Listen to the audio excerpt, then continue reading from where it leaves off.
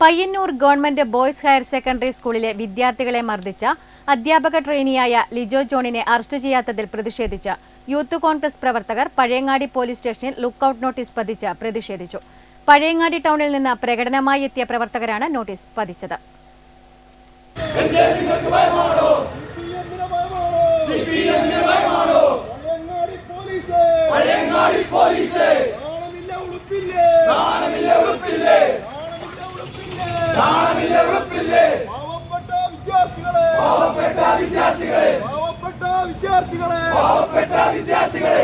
ഈ മാസം 9-ാം തീയതിയാണ് കേസിനാസ്പദമായ സംഭവമുണ്ടായത്.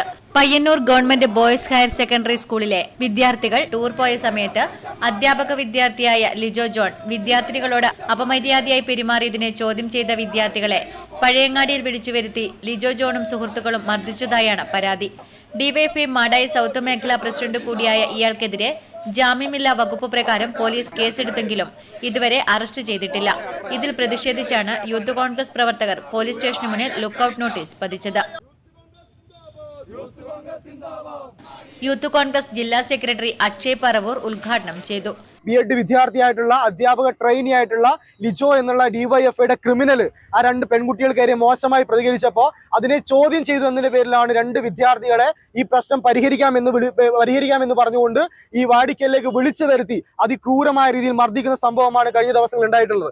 അതിക്രൂരമായി മർദ്ദിച്ചതിന് ശേഷവും ആ പരാതി കൊടുത്തതിന് ശേഷം ഇത്രയും ദിവസങ്ങളായിട്ട് ലിജോയെ കണ്ടെത്താനോ അറസ്റ്റ് ചെയ്യാനോ വേണ്ടിയിട്ട് ഇത്രയും ദിവസങ്ങളായിട്ട് പഴയങ്ങാടി പോലീസിന് സാധിച്ചിട്ടില്ല എന്ന് പറയുന്നത് തീർത്തും കഴിവുകെട്ട വസ്തുത മാത്രമാണ്.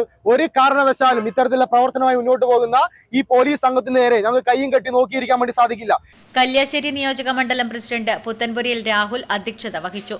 രാഹുൽ എടാട്ട്, വിജേഷ് മാട്ടൂൽ, അക്ഷയ് മാട്ടൂൽ, ശ്രീരാഗ് മാടായി, ശോഭിത്ത് ഏഴോം, സരീഷ് പുത്തൂർ, സിബിൻ തിമോത്തി, CH മുബാസ്, അഹമ്മദ് യാസിൻ, KE മുഹമ്മദ് റാഹിദ് എന്നിവർ സംസാരിച്ചു. Network news, Pazhayangadi.